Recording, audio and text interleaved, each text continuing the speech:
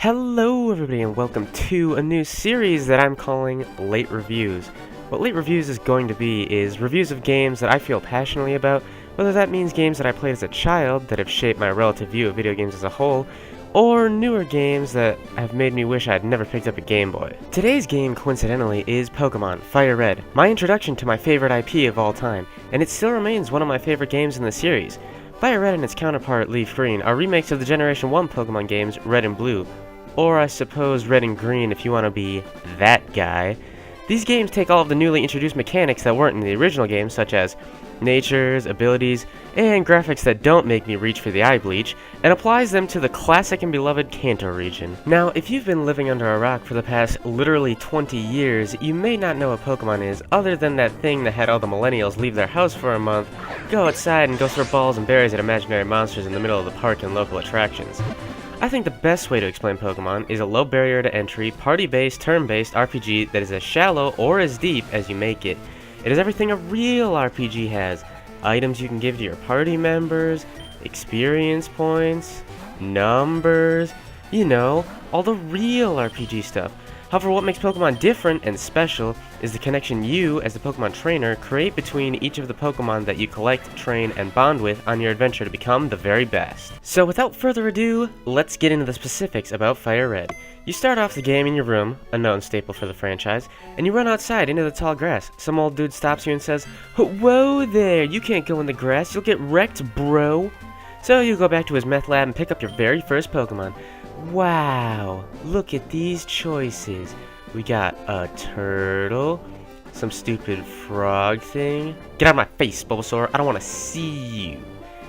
And my boy himself, little baby Char. Then, as you're about to leave and head out on your adventure, your stupid rival, who I appropriately named Limp Dick, thinks he can mash A better than you, but boy is he in for a surprise. You body that fool and head out on your adventure to collect the gym badges and take on the Elite Four. The game is pretty straightforward for the beginning. Well, aside from getting the parcel for Oak, that is kinda stupid. I wish that wasn't a thing I had to do. Anyways, beat Brock, beat Misty, beat Surge, catch things along the way to ease the pain transitioning into the postgame, make your way to Lavender Town, and here's where Fire Red stands out. You can act like a fool who doesn't play this game 2 or 3 times a year and fumble around in Lavender, or you can act like a smart boy and use your not 5-year-old brain and not waste your time. You kinda have to go to Celadon, but once you're there, you can take on the Rocket Game Corner or Erica. This is really important to note because as the series progresses and the games get more and more linear, taking the RPG out of the game and turning it into more of a hand-holding guided tour, it's okay, Pokemon. I'll still play you. But after you beat the Rocket Game Corner, you don't even need to take on Erica. You can go back to Lavender and finish the tower. It'd be foolish to do so, but allowing the player to do things they want to do is such a good idea the series has unfortunately shied away from. You finish Lavender Tower and get the Pokeflute, and now you're presented with even more options. You can use your new item and wake up the Snorlax south of Lavender Town on your way to Fuchsia. You can go back to Celadon, wake up that Snorlax and take the bike path to Fuchsia, or you can give tea to the guards and unlock Saffron and take on Silphco and then Sabrina. Oh god, there's so many options, it's amazing!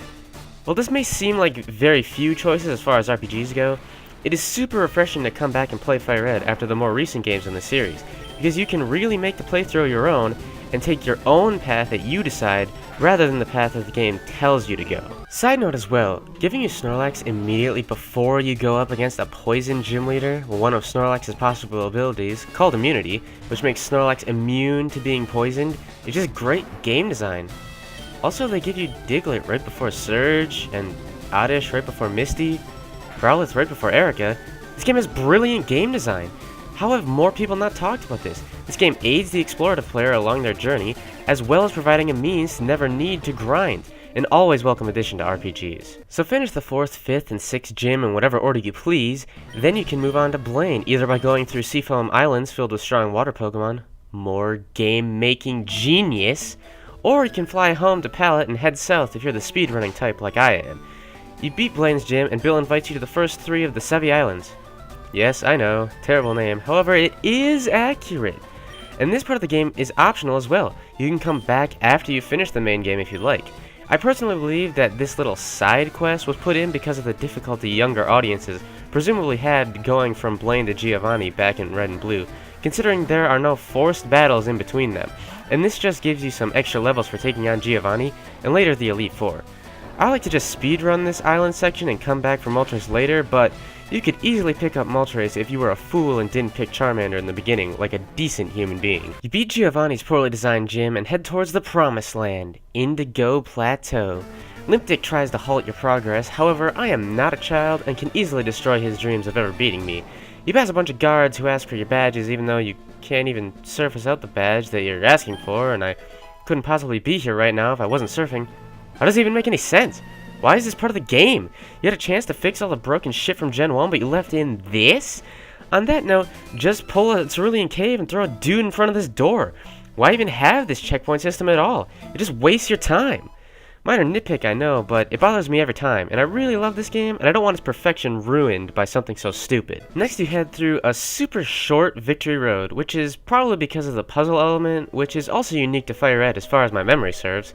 It's super simple, you just push boulders on switches, but I like it.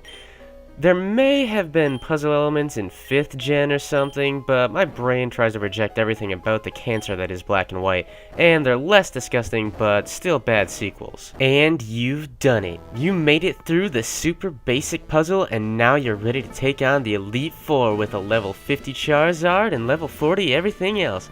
Now, in my opinion, this Elite Four is one of the most difficult in the series, entirely due to Lorelei. I don't know if anyone else feels like this, but compared to her, the rest of the Elite Four is a cakewalk. You don't even have to try. I realize that Lorelei gives me difficulties because I don't use electric types that much, but man is she unusually difficult. You make the Lance, tell him his Dragonite is fat, then move on to the final challenge, Limp Dick. Hopefully you still have some of those 30 revives and max potions you bought to heal your weak ass through the Elite Four, because you are going to be severely underleveled for this. You beat him because you are once again not a child. A note comes in to roast Limpdick for being a useless cunt that he is, and takes you into the Hall of Fame. Wow.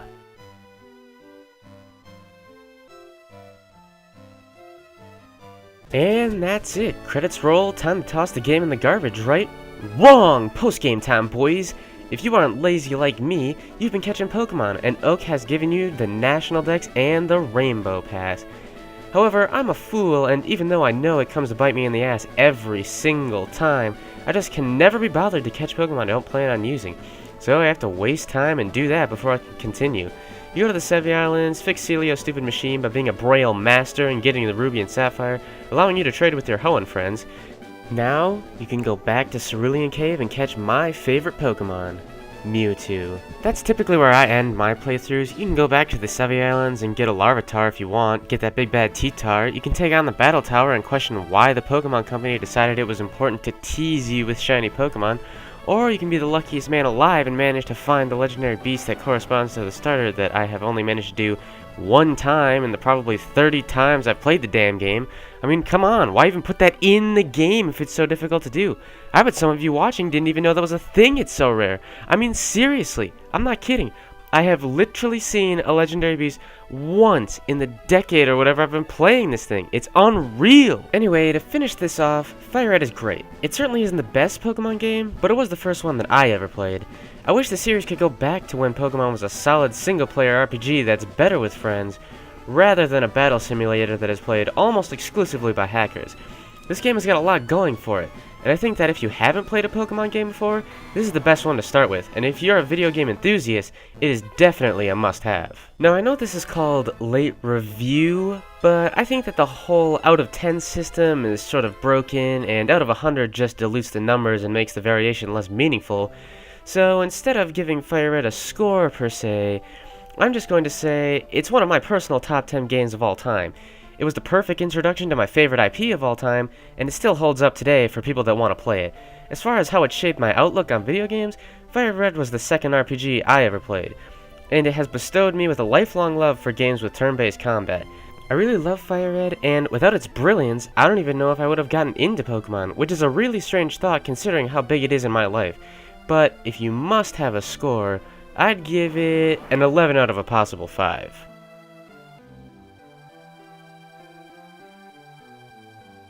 If you're listening to this, thank you for watching the video. I spent a lot of time on this script and footage and editing, and I know it isn't that clean, but I hope I can make them better in the future. Please feel free to give me suggestions on how to make the next late review even better, and share this video on social media and with your friends because I really want to see the level of interest in this kind of content. Make sure to stay subscribed to see the next late review, and I know the videos have been infrequent recently, but school has really been pummeling me and I need to do well, so thanks for understanding. Anyways, thank you everybody for watching, and I'll see you guys in the next video.